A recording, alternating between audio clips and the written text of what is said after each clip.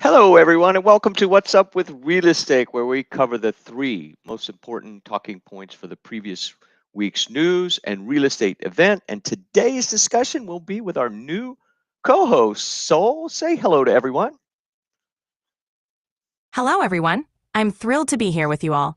Let's dive into today's discussion. Let's do it. And say, Sol, stay tuned. I think we've choreographed today's show, but I'm going to start with our talking points and we're going to collaborate together in the previous week's most important real estate news and talking points. So number one, home buying activity in late 2024. Man, I don't know about you. I saw a brief surge in home buying, but it seemed to have fell despite even the increase in inventory because of rising rates.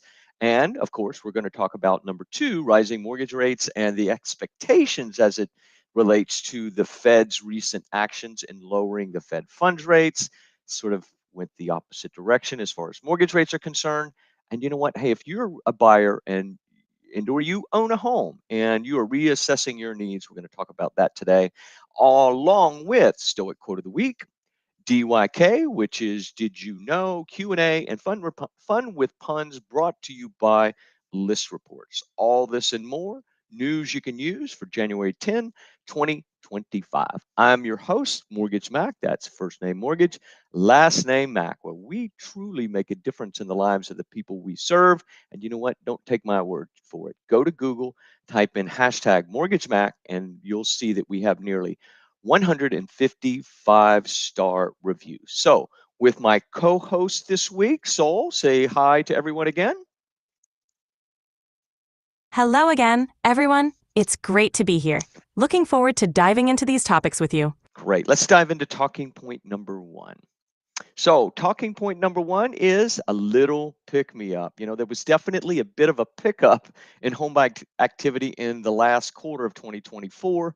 Falling mortgage rates earlier in the year and rising inventory improved both choice and affordability.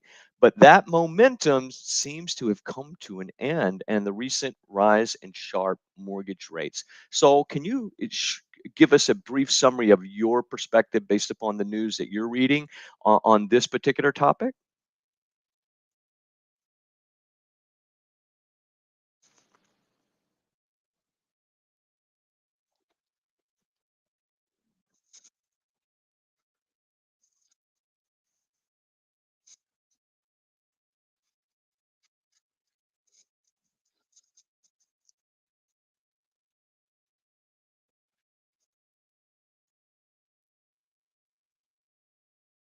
Yeah, I can tell you that personally, that I could clearly see the application count falling and or diminished during the fourth quarter leading up into the new year. And even currently, I'm seeing it's sort of slow relative to the previous couple of years that we've experienced. And so with that, we're going to move to talking point number two. And hey, Fed members have lowered their expectations for rate cuts in 2025, reducing it from 4 to just 2, with limited recent progress on inflation, mortgage rates, and they just seem to keep going up and up and up. What's your perspective on that, Sol? Expectations for rate cuts reflect ongoing concerns about inflation.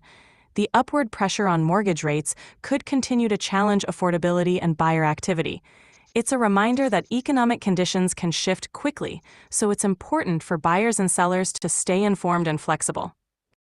Perfect. I appreciate that. And let's hop into a quick commercial from rate.com. And man, I can't tell you enough about our Rate app. It is just a fantastic mobile application. Looking to purchase a new home? The Rate app from Guaranteed Rate has got you covered. Once you've downloaded the Rate app, click to log in and create your password. This will take you to the intro page. Click the gray Same Day or Home Loans tile, and then click the red Apply Now button. Then click Start a New Loan. Begin by telling us where you are in the home buying process. Typically, for a pre-approval, you will click What Can I Afford? From there, the Rate app will load a series of simple questions. Answer each one the best you can as you move along. Once you've completed the application, your loan officer will receive a notification so they can review your information and set up your personalized checklist. The Rate app even allows you to upload documents right from your phone. It's just that easy. And if you do get stuck or have any questions, just give us a call. We'll be sure to get your questions answered so we can get you one step closer to owning the home of your dreams. The Rate app from Guaranteed Rate, simplifying life's biggest purchase.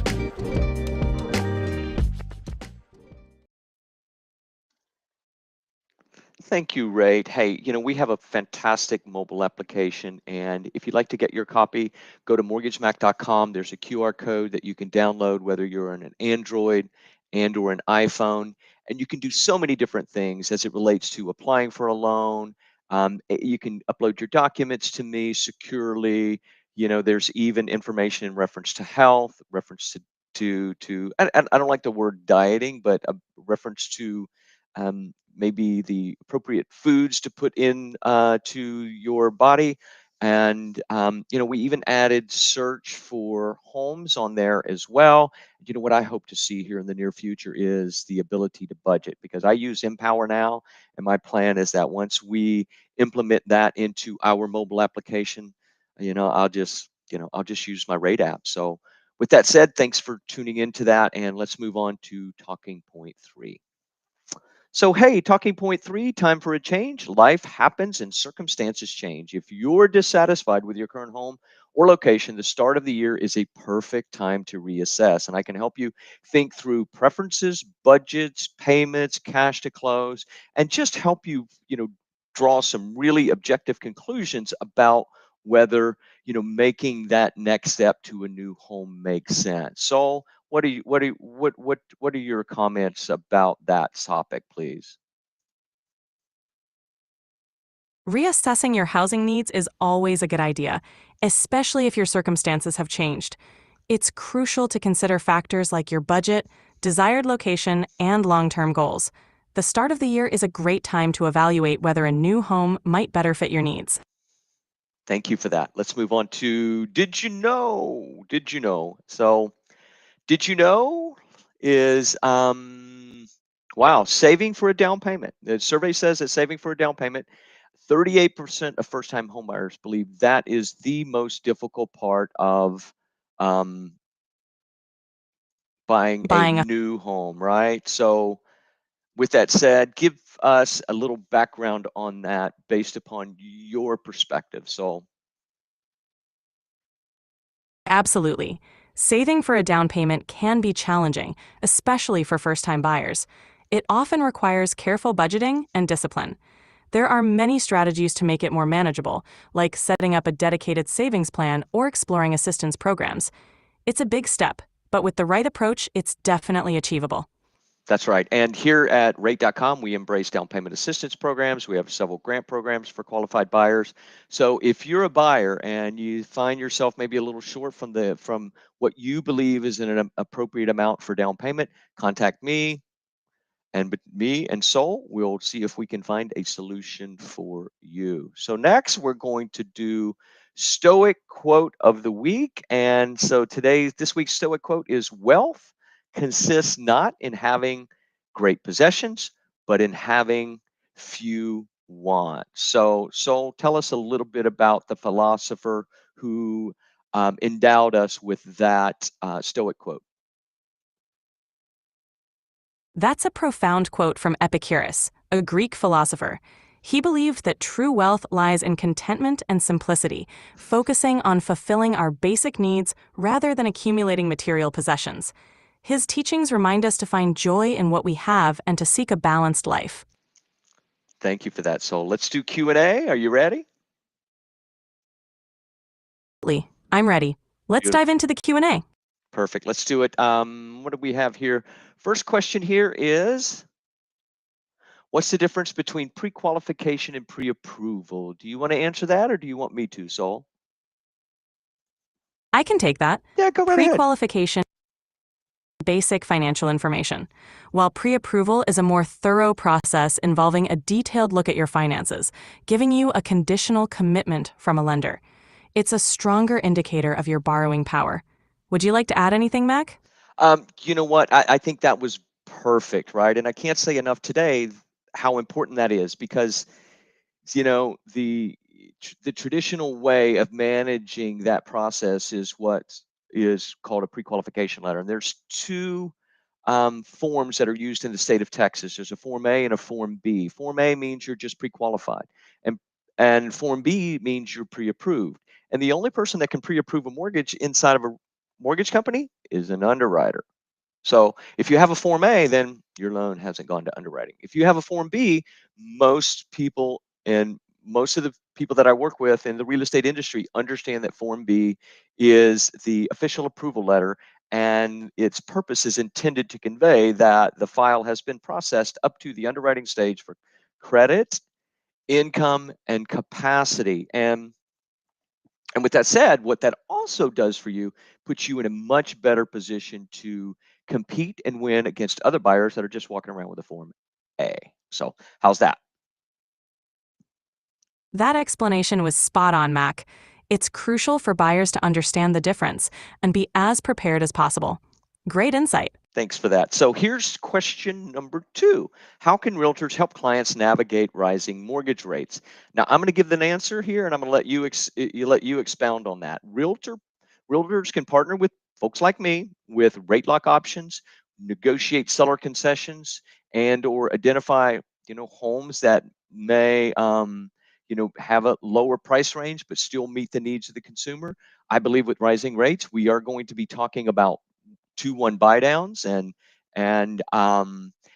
we have a multitude of just a complete menu of different buy downs that include a 3-2-1 buy down, a 2-1 buy down, a 1-1 buy down, you name it. Rate has it covered. Can you maybe dive into the definition of a 3-2-1 and a 2-1 buy down for the audience, please? Of course, a 3-2-1 buydown is a mortgage where the interest rate is reduced by 3% in the first year, 2% in the second year, and 1% in the third year before adjusting to the full rate. A 2-1 buydown works similarly, with a 2% reduction in the first year and 1% in the second year. These options can help ease buyers into their mortgage payments.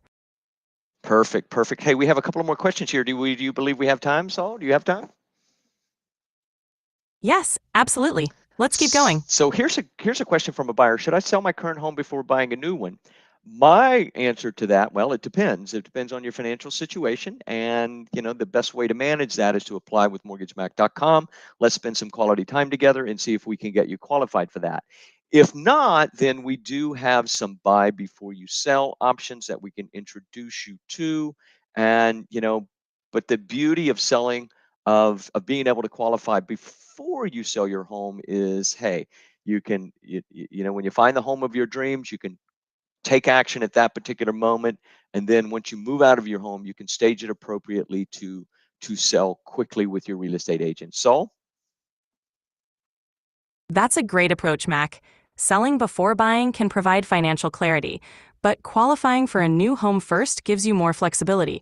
It's all about understanding what works best for your unique situation. perfect, perfect. So one more question for DYK today. um,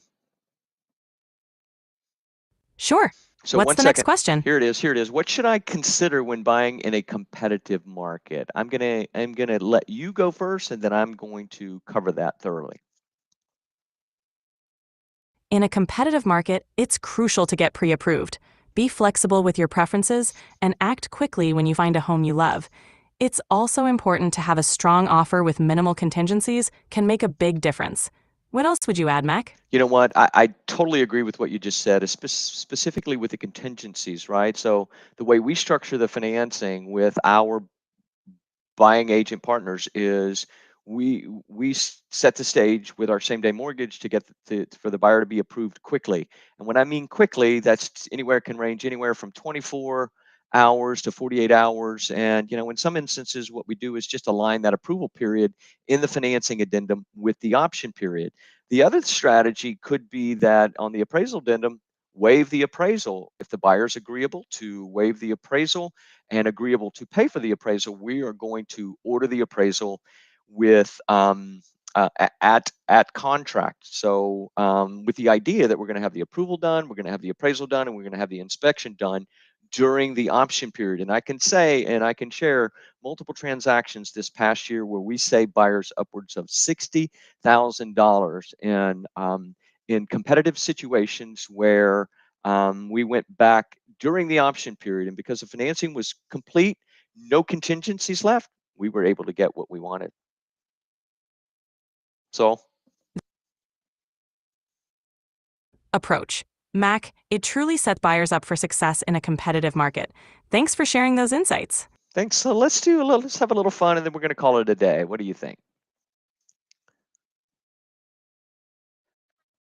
So hey, you know what? We're going to do a couple of puns and maybe some real estate jokes. So I'm going to ask you, and you see if you can share with me the answer. Are you ready, Saul? All right. So I want to see if you can. I want to see if you can catch this one. Let me put you on the screen though, Saul. So okay, there you go.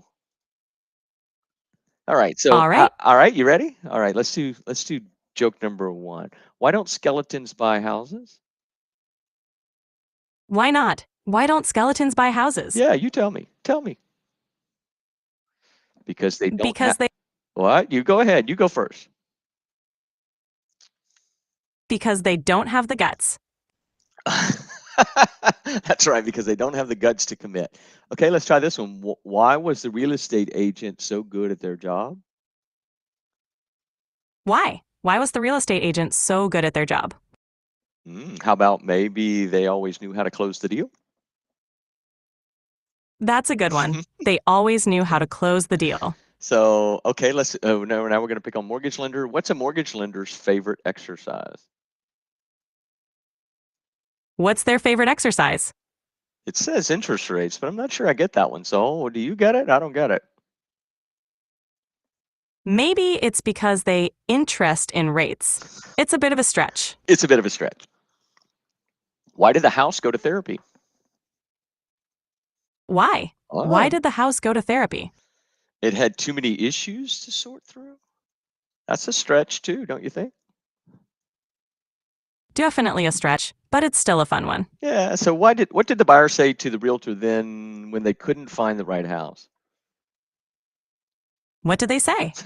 I guess you could say I'm still window shopping. That's a good one. I'm Okay, still. go ahead. Thanks for sharing those. That was fun. So we have a couple of more. We have a couple of more before we close the show. You ready? Why did the bank deny the loan for the haunted house? Why? Because it was full of ghost assets? Okay, I like that. I like that. So let's do this one. What's a real estate agent's favorite type of music? What type? House music? Yeah. Imagine you got that right. I appreciate it. And hey, you know what? What's my favorite pun? What's everyone's favorite pun? What's that? Tell Bad me. bad puns. That's how I roll. So we're going to close out today's show. Sol, thanks for being here today. My name is Mortgage Mack, and thanks for tuning in to this week's episode of What's Up with Real Estate. And remember, knowledge is the key to making the best decisions for you and your clients. Join me and Sol. Sol, let's put you on the screen one more time so you can say bye to everybody. And so hopefully we will start seeing everybody on a weekly basis, Saturday, 10 a.m., LinkedIn Live, YouTube, and Facebook. And until next time, stay informed, stay engaged, and I'll see you at closing. Sol, say bye. I'm sorry, but you've hit the daily limit for advanced voice. You can switch to standard now to keep chatting. How about that? That is what you call a great